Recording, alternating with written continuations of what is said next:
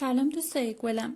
امروز میخوام بهتون یک گل آموزش بدم که با تلفیق دو تا دوخت انجام میشه و خب شما دوتاشو تکی جدا دیدیم، ولی خب تلفیقش هم جالب میشه. ببینید یه دایره میکشید و اونو به 7 قسمت تقسیم میکنید. روی هر کدوم از این قسمت ها یه دونه تک زنجیر من میزنم.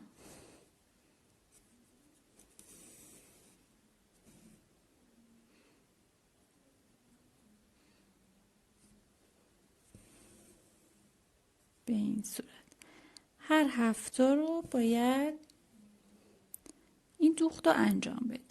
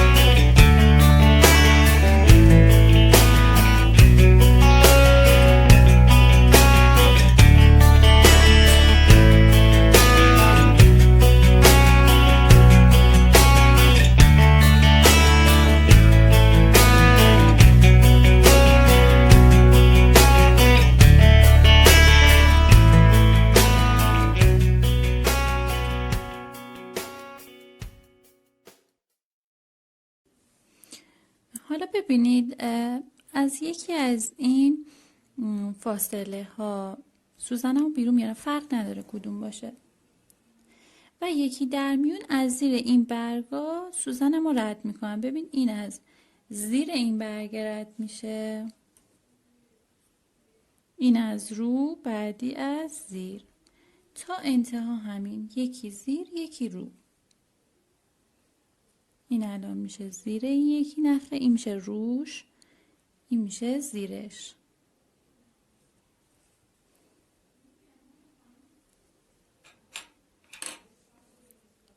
دوباره رو زیر تا آخر همینه. ببینید حالا من وقت تا جایی که دوست دارم اندازه گلم باشه اینو میپیچونم. یکی دوست داره گلش ریزتر باشه، این سبزا بیشتر خودشون نشون بده، یکی دوست داره مساوی باشه، این زیر این رو این زیر. خب این قسمت رو من ادامهش رو میدوزم براتون.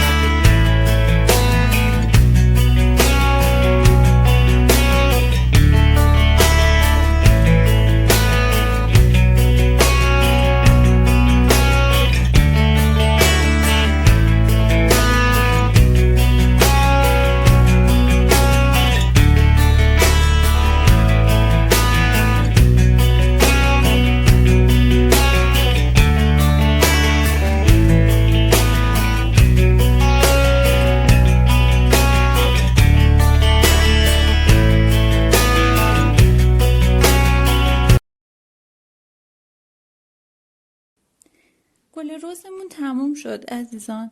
ببینید به جای اینکه حالا شما یه برگ جدا برای یه گل بدوزید، اینجا شما انگار یه گل رز دارید که همزمان زیرش برگ داره. ببینید برای آخریش هم حالا فرق نمیکنه روی نخه باشه یا زیر نخه، هم اینجا میتونم ببرمش هم این طرف. سوزنم رو میبرم داخل. میگم این که بخواین حالا گلتون چقدر باشه به نسبت برگا دست خودتونه. یکی شاید دوست داره برگاش خیلی کمتر دیده بشه، یکی بیشتر دوست داره دیده بشه، پس این گل وسطش رو کوچیکتر میگیره. برای وسطش هم من میام یه دونه مروارید میدوزم. شما میتونید گر فرانسوی هم بدوزین.